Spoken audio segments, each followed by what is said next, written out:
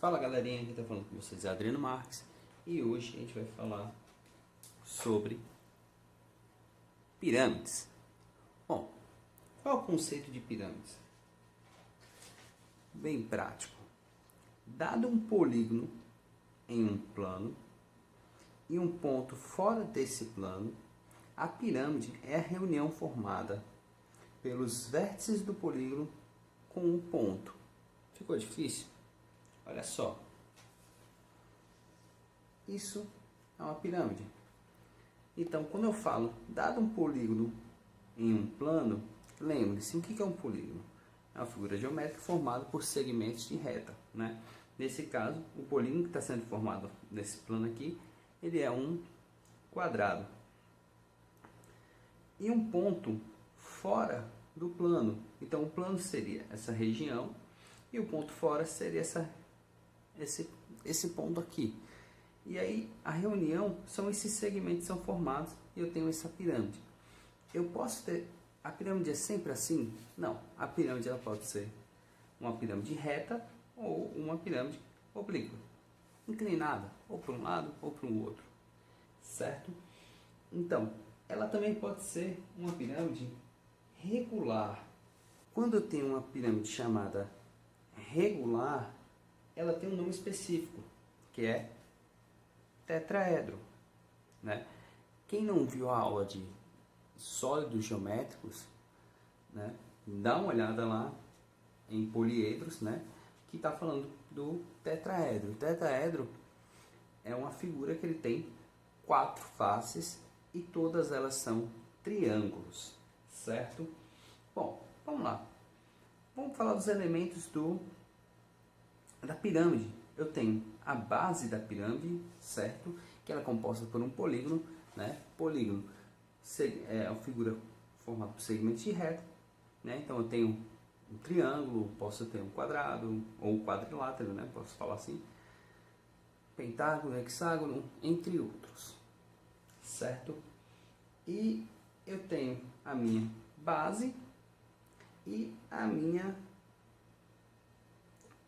face lateral. Repare, a face lateral são triângulos, certo? Então, quando eu quiser a minha área lateral, basicamente eu tenho que calcular a área do triângulo. E aí eu recorro ou para essa fórmula, que é a mais conhecida de todas, porque não tem só um cálculo de área do triângulo, certo? Que é base vezes altura dividido por 2.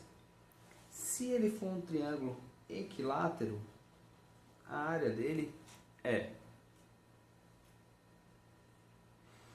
L ao quadrado vezes raiz de 3 sobre 4. E aí você vê o seguinte, eu tenho que calcular todos esses triângulos? Não. Se eu estou trabalhando com um polígono que ele é regular, né? Regular que tem segmentos de mesma medida, então isso quer dizer que eu calculo uma área, né? E eu vou multiplicar pela quantidade de lados que eu encontro a minha área lateral, certo? Então, eu posso verificar aqui que eu tenho a minha base, né? Eu tenho a altura da pirâmide. A pirâmide que é regular, a sua altura ela tá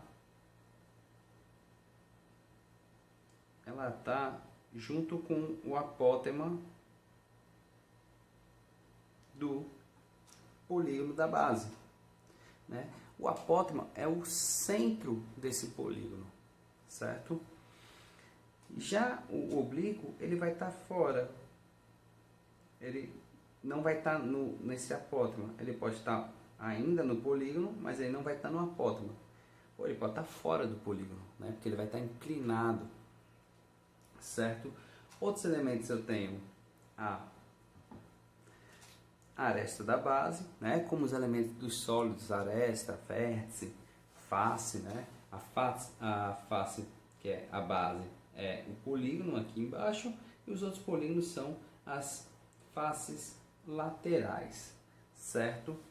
Eu tenho também aqui o apótema da pirâmide, que é esse segmento aqui, que ele vai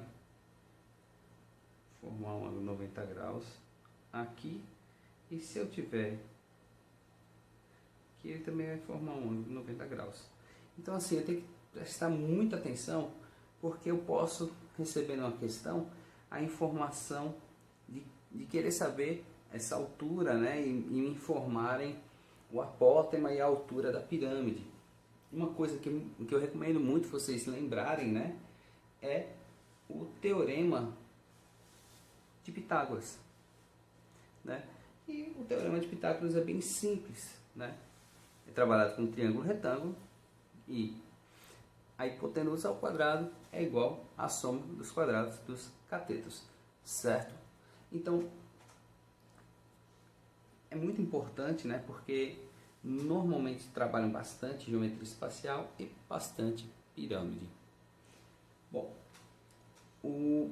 os elementos apótema, aresta, a área lateral, como falei, a área de um triângulo e a área total, né?